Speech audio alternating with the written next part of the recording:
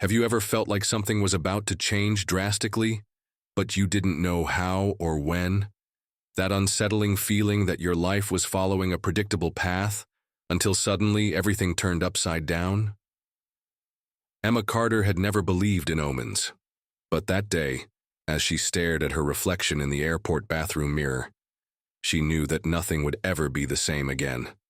The cold lights highlighted the deep circles under her eyes, marks of restless nights, and her expression carried the weight of everything she had experienced up until that point. The phone was still in her hand, the last message from her aunt flashing on the screen. "Emma, come as soon as possible. Your mother may not make it much longer." Her heart sank. She couldn't waste time. What happens when we are forced to give up everything at the drop of a hat? How do we move forward when we know there may be no way back? The answer is simple. There are no choices, only necessities. Emma knew this better than anyone. She left her 6-year-old son, Oliver, with his father, with no promise of when she would return. The truth was, not even she knew. Some goodbyes cannot be postponed. Some journeys must be made, even if the heart is broken. The ticket to New York burned in her hands like a reminder that time was short, and every second lost could be too late. She left the bathroom and hurried through the crowded terminal, the weight of her backpack weighing on her shoulders. Her legs ached from working so hard the past few weeks, pulling shifts at the small cafe where she waited tables just to make ends meet. But none of that mattered now. Every beat of her heart echoed with one single concern: getting there on time. Saying her final goodbye to her mother was something she never thought she would have to face.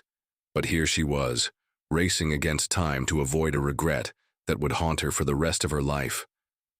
As the final call for her flight echoed over the loudspeakers, Emma clutched her bag to her body and ran through the gate. She handed the ticket to the attendant and stepped onto the plane, feeling butterflies in her stomach that had nothing to do with her fear of flying.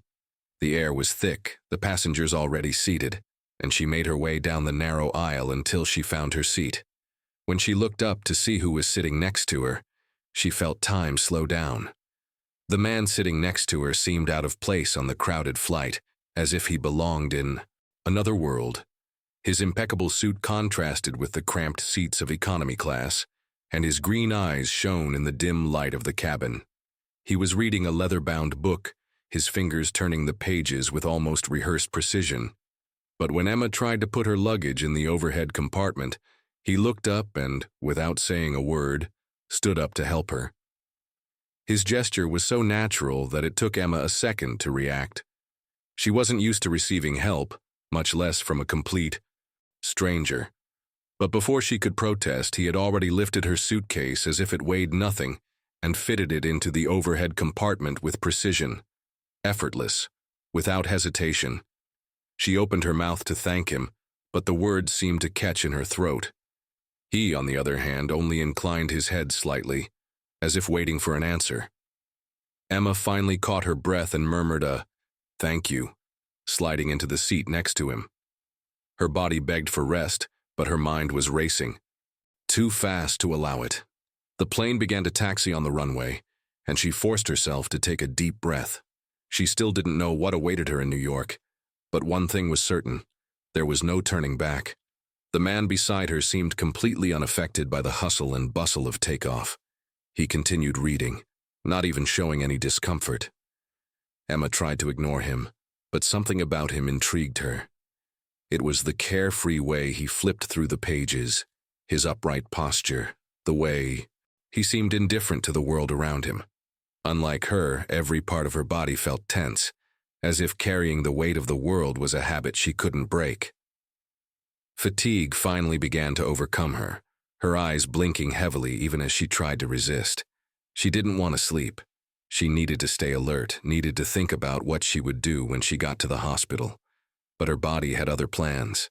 The last thing she felt was the gentle sway of the aircraft cutting through the clouds, before everything went dark. Sleep came like a thief, stealing her consciousness before she could fight it. Emma didn't know how long she slept, but when she woke up, she noticed something that made her stomach turn with embarrassment. Her head was resting on the stranger's shoulder. In a sudden movement, she pulled away, feeling the heat rise to her face. Her heart raced when she realized that, in addition to sleeping, she had apparently snuggled up against him without realizing it. Her brain was still sluggish from sleep, and for a second she was paralyzed. "Oh my God, I'm sorry." She ran her hand over her face, trying to hide her embarrassment. The man didn't seem bothered. On the contrary, there was a subtle glint of amusement in his green eyes as he turned to face her. Emma expected to find impatience or, at the very least, discomfort, but what she saw was a tight, almost imperceptible smile. He raised an eyebrow and tilted his head slightly, as if to reassure her. Emma felt her face heat up even more. How had she managed to get herself into this situation? He could have pushed her aside or woken her, but instead, he let her sleep. Worse, his jacket was now draped over her shoulders, as if he had put it there to protect her from the cold of the cabin. She hadn't even noticed when it had happened.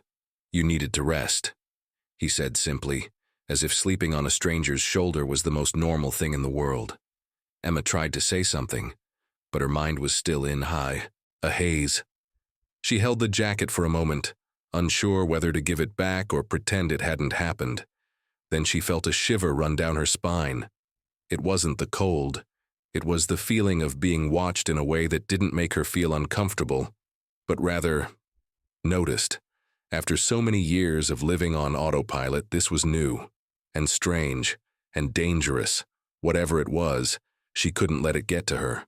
She cleared her throat, trying to sound casual, and gripped the jacket tighter. "I'm really sorry," he said, still not knowing where to hide his face. He shrugged, not looking away. "If I cared, I would have woken you up." Emma pressed her lips together, still clutching her jacket. There was something about the way he spoke, the ease with which he handled the situation, that made her even more uncomfortable. It wasn't often that she met someone who not only ignored her discomfort, but made it seem so insignificant. She adjusted her jacket over her legs and looked away, trying to compose herself. But then, without warning, he pressed the flight attendant call button. Emma frowned, confused as to what he was doing. Seconds later, a flight attendant appeared beside them, smiling politely. "Can we have 2 bottles of water, please?" he asked, without even looking at Emma. She blinked a few times in surprise. "I can get my own water," she muttered, feeling even more out of place. He then turned his face towards her, a slight glint of amusement dancing in his eyes. "I know, but I don't see a problem with making things easier." The flight attendant quickly returned with the bottles and handed one to each of them. Emma took hers, but hesitated before opening it. She couldn't say why that small gesture bothered her so much. Maybe it was because she was used to doing everything on her own. Maybe it was because, for years, she had struggled to get by without relying on anyone. Now, a complete stranger was there, offering something as simple as a bottle of water, and yet, she still felt strange about it. "Do you always do this?" she asked, looking at him. The man raised an eyebrow, taking a small sip of his own water before answering. "What do I do?" Emma turned the bottle between her fingers hesitantly. "Offer help before the person even realizes they need it." He tilted his head slightly, as if pondering the question. It was hard to tell whether he was truly thinking or just playing with words, but after a brief silence, he shrugged. "I think it's a habit." Emma watched him for a few seconds, trying to decipher something about him, but he seemed difficult to read, always keeping a neutral expression, as if he was used to hiding what he really felt. "It seems like you do this without expecting anything in return," she commented, frowning. He let out a light laugh through his nose, never taking his eyes off her. "Not everything has to be a trade, Emma." The way he said her name took Emma by surprise. It was the first time he had called her that, and, for some reason, it felt strangely familiar. She wondered if she had said her name in her sleep, or if he had heard it when the flight attendant checked her ticket. It didn't matter. What mattered was the way he was looking at her now, as if he was genuinely curious about who she was. Emma looked away. uncomfortable with the idea of being the center of attention, even if it was just from one pair of eyes. She had never been the type of person to attract stares. She had always been too busy, trying to survive to care. "Do you travel a lot?" she asked, changing the subject. The man smirked as if he knew exactly what she was doing, but decided to play along. "More than I'd like. Work keeps me in the air often." Emma nodded, trying not to look surprised. It made sense.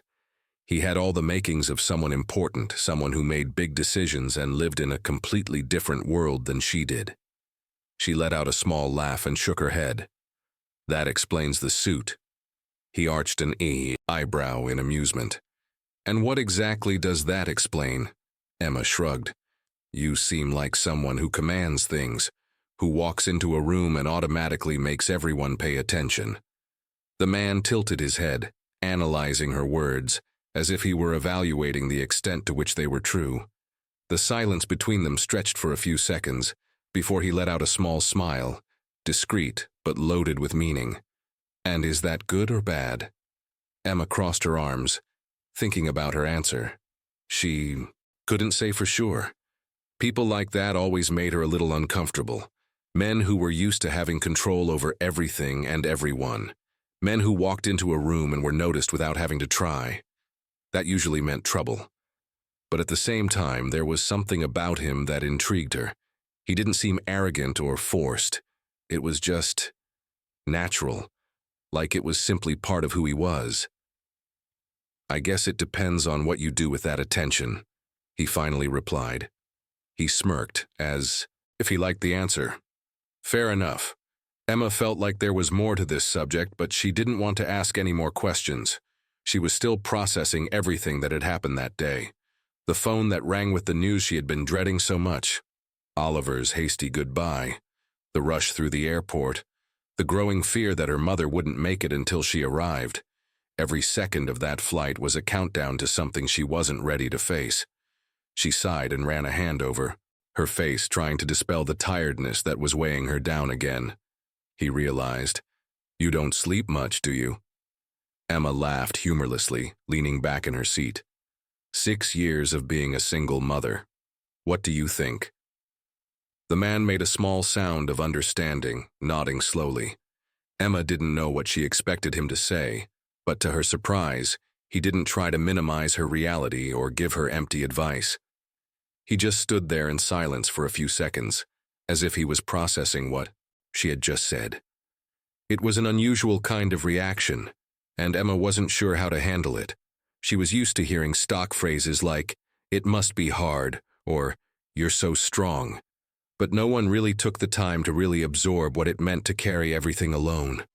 "He must be a wonderful boy," he said after a while. Emma blinked, surprised by the answer. "He is," he said without hesitation. "Smart, stubborn, funny, and completely obsessed with dinosaurs." The man chuckled softly, and the sound took Emma by surprise. It was genuine laughter, not forced into sympathy. She found herself liking the easygoing way he took things. No need to force a connection, no rush to fill the silence. He just let the conversation flow. Emma let out a soft sigh, feeling more relaxed than she had expected to feel on this flight. It was a small moment, insignificant even, but somehow it was making her feel a little less alone. He took a sip of water before speaking again. "When I was a kid, I wanted to be a paleontologist." Emma laughed, surprised. "Seriously, you?" He shook his head with a half-smile. "Yes, I knew the names of all the dinosaurs and corrected any adult who said something wrong. I bet your son would do the same." Emma actually laughed this time, imagining Oliver staring at this elegant man and correcting the pronunciation of some complicated dinosaur name. The image was so unlikely that it almost seemed like a joke. But at the same time, there was something comforting about Dina. For a moment, she allowed herself to imagine a different reality, one where conversations like this were a part of her life more often, where she could relax without feeling the constant weight of responsibilities on her shoulders. But that was temporary. The flight would end in a few hours, and this moment would be just another on the list of things that happened too quickly to be real. He would be impressed by that, he said, still smiling. But you didn't become a paleontologist. The man let out a small laugh and shook his head. No, life took me down another path. Emma didn't know why, but she felt that there was more to this answer than it seemed. Something in the way he said it, in the slight weight in his voice, suggested that perhaps not everything had turned out the way he wanted. It made her wonder about him in a way she hadn't expected. Who was this man, after all? And what had led him to be there, on that flight, by her side? But she didn't ask. Because deep down, she knew that this kind of curiosity was dangerous. It created attachments. And she didn't have time for that.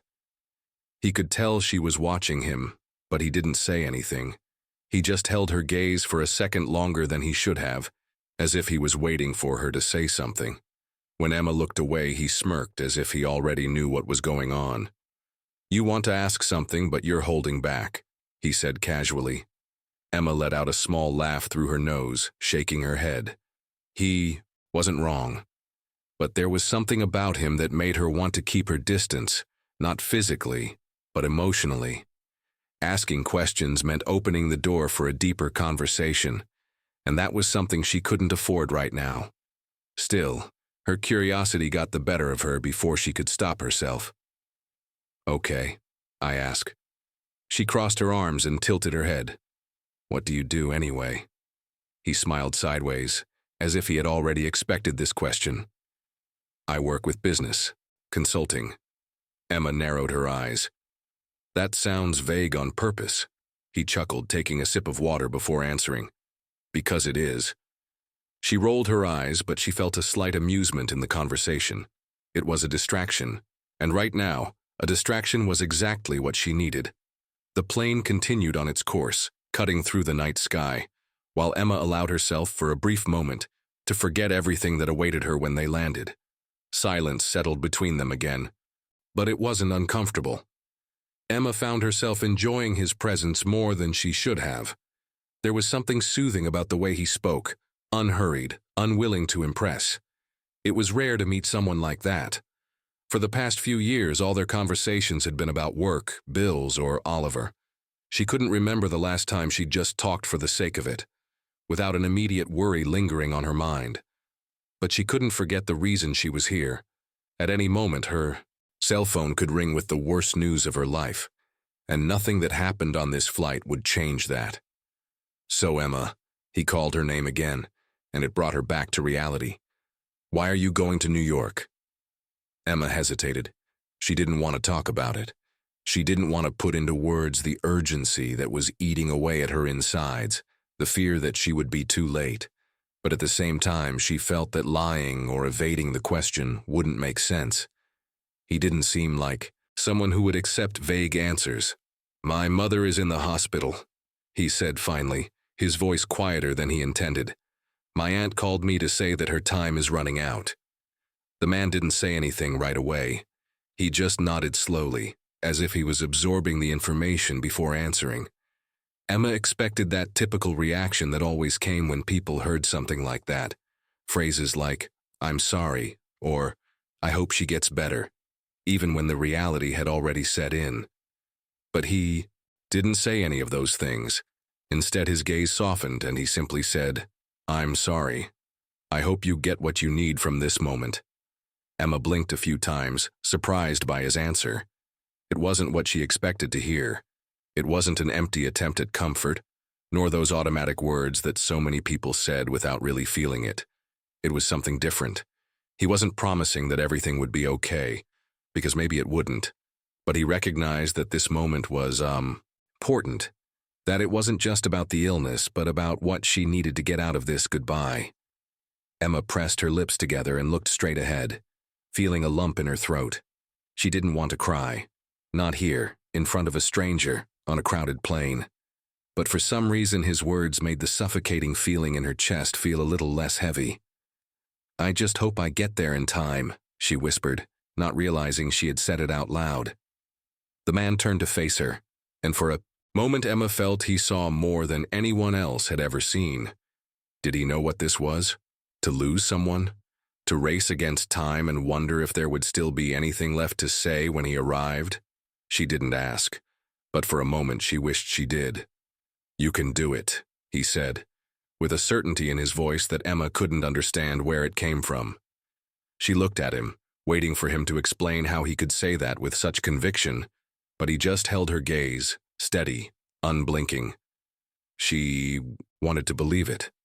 God, she wanted to. But the truth was, some things were beyond her control. The plane continued to slice through the darkness of the night, and Emma wondered if, when it landed, her life would still be the same. Time passed in silence between them, but it wasn't an uncomfortable silence. Emma realized that for the first time since she had received that call, she felt strangely calm. Maybe it was fatigue winning, or maybe it was the presence of that man beside her, so serene, so sure of his words. She leaned back in the seat, closing her eyes for a moment. She didn't want to sleep again, not after the embarrassment from before, but her body seemed to have other intentions. She fought against sleep, but her muscles had already given in. The weight of the last few days fell upon her all at once, and before she knew it, her breathing slowed. When she woke up, the plane was in a state of light turbulence. Her body felt tense, her fingers gripping the seat, supports with more force than she would have liked. She took a deep breath, trying not to show her discomfort, but she knew the man next to her had noticed. He closed his book and turned to her, watching her face carefully. Emma hated flying. It had never been something that made her feel comfortable, but at that moment her fear didn't come from the plane itself. It came from what awaited her when she landed, and that, not even a smooth flight could solve. He noticed. Without saying anything, without making any over-the-top gestures, he simply slid his hand gently over hers, which was still pressed against the arm of the chair. The warmth of his touch was immediate, and against all logic, Emma didn't pull away. It wasn't an invasive gesture. It wasn't an attempt to cross a boundary. It was simply a silent reminder that she wasn't alone in this moment. Emma felt her muscles relax, if only for a brief moment. When the turbulence subsided, he removed his hand, as if he knew exactly when, to let her go. "Better?" he asked in a low voice. She swallowed hard before answering. "A little." Emma didn't know what to think about it. For years she had learned to fend for herself, to not depend on anyone, to not show weakness. But now, with a simple touch, this man had broken through her barrier in a way no one else had before. It wasn't about romance or anything other than the present moment. It was about the fact that, for a brief moment, someone had realized she needed support. That scared her more than the turmoil itself. She took a deep breath, trying to push those thoughts away, but she could feel her mind insisting on analyzing them. The man opened his book again as if nothing had happened, and Emma was grateful for that. She didn't want him to talk about the moment they'd shared, didn't want him to ask if everything was okay, because it wasn't. And talking about it would only make it more real. She picked up her water bottle, twisting the cap between her fingers, trying to focus on something else. But then, without looking up from her book, he spoke again, so casually it seemed like he was commenting on the weather. "What are you going to do when you get there?" Emma bit her lower lip. She had no answer for that. She wanted to get to the hospital and see her mother. She wanted to believe that there was still time. But what if there wasn't? What if she didn't make it in time? She swallowed hard, trying to push the thought away, but it was there, like a weight on her chest. "I don't know," he confessed in a low voice. The man didn't answer right away. He just stared at Emma for a few seconds, as if he were choosing his words carefully. She felt his gaze on her, intense but not invasive. For the first time she realized that she knew nothing about him, who he was, where he came from, where he was going. And somehow, that made her feel more at ease. It was easier to talk about certain things with a stranger than with someone who was part of her life. She took a deep breath and looked straight ahead, staring at the seat in front of her. "I just know I need to be there. he added after a while. He nodded slightly, as if he understood exactly what she meant. He didn't ask any more questions, didn't try to offer advice or offer empty words of comfort. He just accepted her answer for what it was.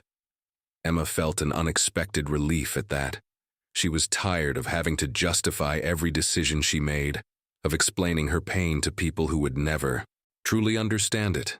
This man beside her, for some reason, didn't need explanations. He just accepted it. Silence settled between them again, but this time it was different. It wasn't a heavy, uncomfortable silence. It was a shared silence, as if they both understood that not everything needed to be said. Emma closed her eyes for a moment, feeling exhaustion settle into her muscles again. She didn't want to sleep, but her body didn't give her much of a choice. Gradually, her breathing slowed, and the world around her grew distant. This time, when Emma woke up, she realized that the plane was already in the process of descending. She blinked a few times, trying to get her bearings, her body feeling stiff from the time she had spent sleeping. Her neck ached slightly, but nothing that bothered her as much as the feeling of wasted time. The longer she slept, the less time she had to mentally prepare herself for what was to come. She rubbed her eyes and sat up straight, realizing that the man next to her was still there, calmly reading. He always seemed calm, as if nothing in the world affected him. "Did you sleep well?" he asked, without taking his eyes off the book. Emma let out a low sigh. "I guess so." She ran her hands over her face, trying to shake off the last traces of sleep. "But I shouldn't have slept so much." He closed the book and looked at her with a half smile. It seemed like it was needed. Emma was silent, just staring at the screen in front of her, where the map showed that they were almost arriving in New York. She needed a plan. She needed to know what she would do as soon as she got off that plane. But she didn't have one, and that terrified her. The man noticed her uneasiness and spoke again, this time in a lighter tone. "Is someone waiting for you at the airport?" Emma looked away from the screen, feeling a twinge of discomfort at that question. Not because it was invasive, but because the answer made it clear how alone she was in this situation. She swallowed hard before answering, trying not to show the weight of it. "My Aunt Linda, she's in the hospital with my mother. But no one's coming to pick me up. I'll take a taxi." The man nodded slightly as if processing the information. He said nothing for a moment, and Emma almost felt relieved until he spoke again, matter-of-factly. "I can ask my driver to take you." She blinked in surprise. "Driver?" He smiled sideways, as if he had already expected that reaction. "Yes. It will be faster and more comfortable than a taxi." Emma frowned, unsure of how to react. She wasn't used to this kind of kindness, much less from someone she barely knew. The idea of accepting it felt wrong, but at the same time, refusing it out of pride seemed even more ridiculous. Emma hesitated, looking at him as if trying to find an ulterior motive in his offer. But all she saw was his usual calm expression, no expectation, no insistence. He was simply offering an alternative, nothing more. But why did that bother her so much? Maybe because over the past few years she had learned that nothing came for free. There was always a price, a trade-off, a debt. Accepting help was opening a door to something she couldn't control. "I don't know," he muttered, looking away. He tilted his head slightly, noticing her resistance. "It's not an obligation. It's just a ride." Emma pressed her lips together, feeling an internal battle brewing inside her. She didn't want to accept, but she also didn't want to spend money on a taxi when she could barely pay the rent. The truth was she needed this ride, and refusing just to prove a point would be foolish. She took a deep breath and finally gave in. "Okay. But only because I need to get there fast." The man smiled slightly, as if he already knew that would be the answer. "That's the best reason to accept." The plane touched down minutes later, and Emma felt her stomach churn. There was no time for distractions now. She was in New York, and the reality she had been putting off was about to catch up with her. As the plane came to a complete stop, and the passengers began to stand up, Emma felt the weight of the moment sink down on her shoulders. Throughout the flight, she had managed to distract herself, to talk, to even forget for a few moments where she was going and why. But now, as she picked up her bag and felt the commotion around her, it all came rushing back. Her mother was in a hospital, on the verge of death, and she had no idea what was waiting for her on the other side of those doors. Her hands were sweating, and her heart was beating too fast. She took a deep breath, trying to focus on what she needed to do. The man beside her picked up his own luggage calmly, without rushing, without showing any urgency. He was the complete opposite of her at that moment. While Emma felt that every second counted, he seemed immune to anxiety, as if nothing in the world could get him off track. She wondered if he was always like this, or if he had just learned to hide his emotions well. When he noticed her watching him, he arched an eyebrow slightly. "Are you well?" Emma swallowed. It was a simple question, but the answer wasn't simple at all. She wasn't okay. She was terrified. But saying it out loud wouldn't make any difference, and she didn't want to seem any more fragile than she already felt. So she did what she always did. She masked the truth. "I am. I just need to get to the hospital soon." The man, nodded slightly, not pressing her to say more. Emma wondered if he truly believed her answer, or if he had simply chosen not to challenge her. Either way, she was grateful for it. The last thing she wanted at that moment was to have to explain her feelings to anyone. They walked in silence down the narrow aisle of the plane to the exit, and as soon as she stepped into the airport, Emma felt the heavy air of New York engulf her. Everything here seemed colder, faster, more intense.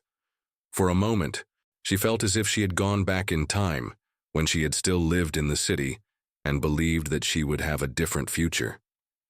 He walked beside her without saying a word, keeping a leisurely pace as they walked through the terminal. Emma clutched the strap of her bag tightly, trying to focus on what she needed to do next. Her first instinct was to call a taxi, as she always did when she had to run an errand on her own. But then she remembered his offer. She felt conflicted again, but she had already made up her mind. "About that ride," she said, turning to him. The man stopped and took his phone out of his pocket, typing quickly before looking at her. "My driver is already waiting outside." Emma held her breath for a second. He had already called the car without even waiting for her response. Part of her wanted to be annoyed by that, but another part realized that he had really just assumed she would accept because it was the most logical thing to do. And he was right. She needed this ride. Emma walked beside him as she exited the airport, her stomach churning with anticipation. With each step, reality sank deeper into her. In a few minutes, she would be on her way to the hospital. In a few hours, she might be saying goodbye to her mother. The thought made her swallow hard. She wasn't ready, but was anyone ever? As they walked through the glass doors, the cool New York air hit her face, a stark contrast to the airless air of the airport. She took a deep breath, trying to focus on the present. Outside, a luxurious black car was waiting for them. A tall man in a dark suit stood next to the vehicle, holding the door open. He gave the man next to him a slight nod, and then looked at Emma professionally, without any curiosity or judgment. It was clear that this kind of situation was common for him. He must have been used to transporting important passengers. Emma, on the other hand, felt out of place. She had never been in a car like this before. Just being there felt wrong. She hesitated for a second before getting in, but the man beside her just waited. No pressure. Emma forced herself to ignore the discomfort and slid into the car, breathing in the scent of leather and something faintly woody. She couldn't afford to turn down such comfort, not when her mind was too exhausted to worry about pride. The man got in soon after, closing the door behind her with a firm movement. The car took off smoothly, gliding through the New York streets without a jolt, as if the chaos of traffic outside didn't exist.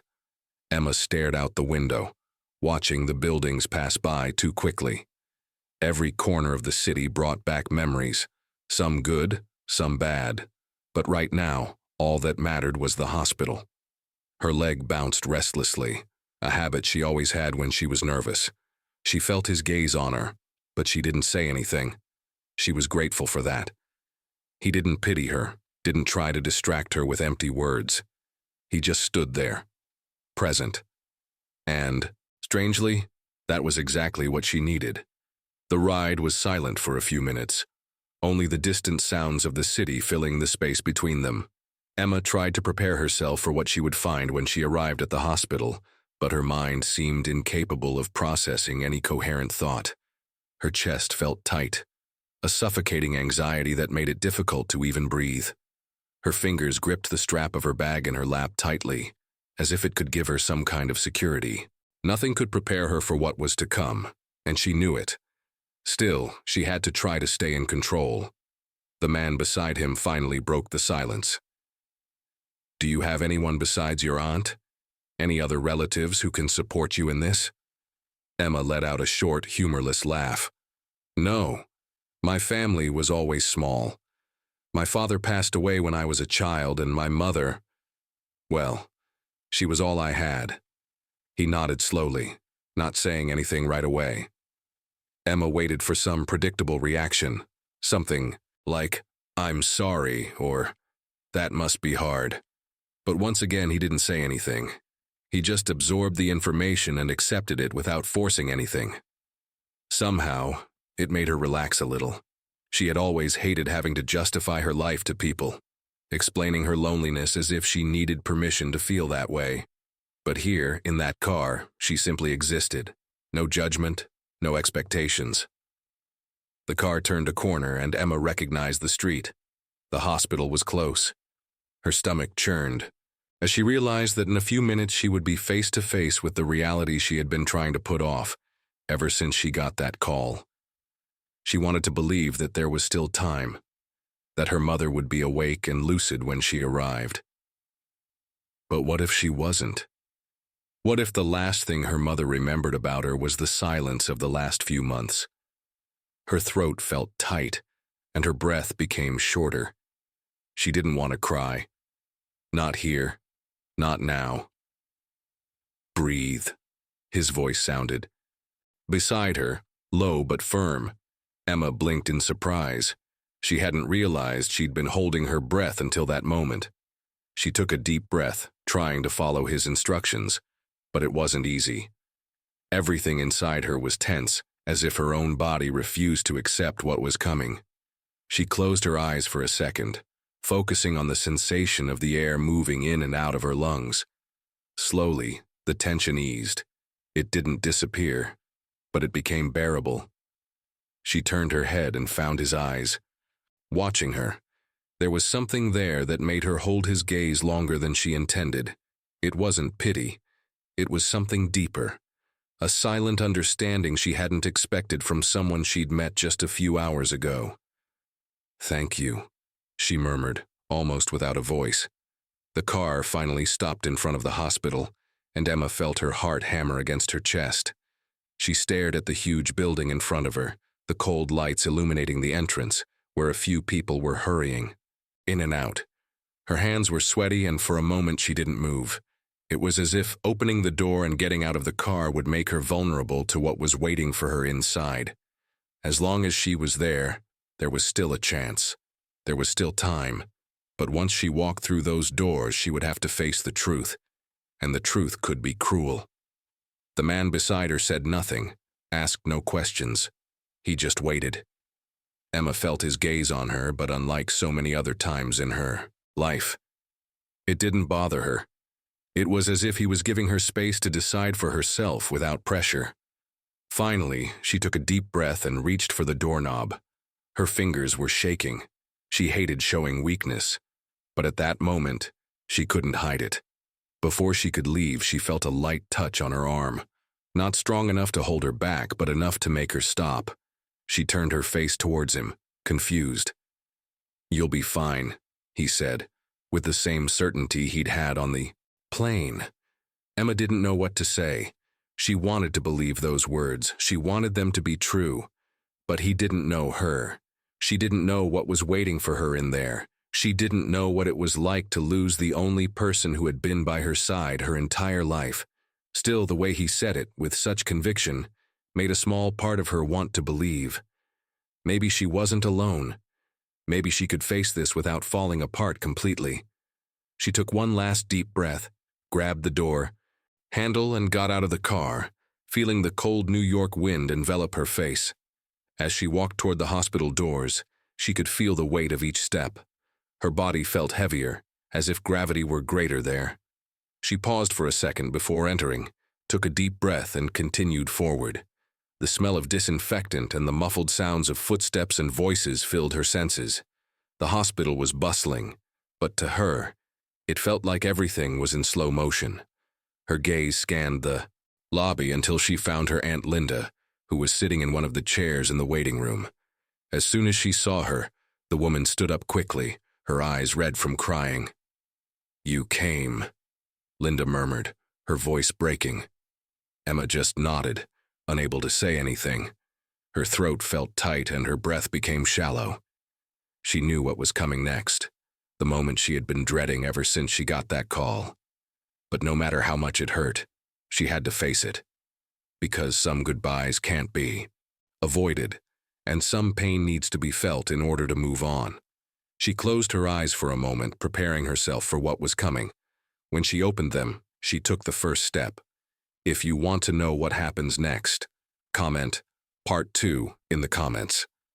Don't forget to turn on notifications and subscribe to the channel so you don't miss the continuation of this exciting story.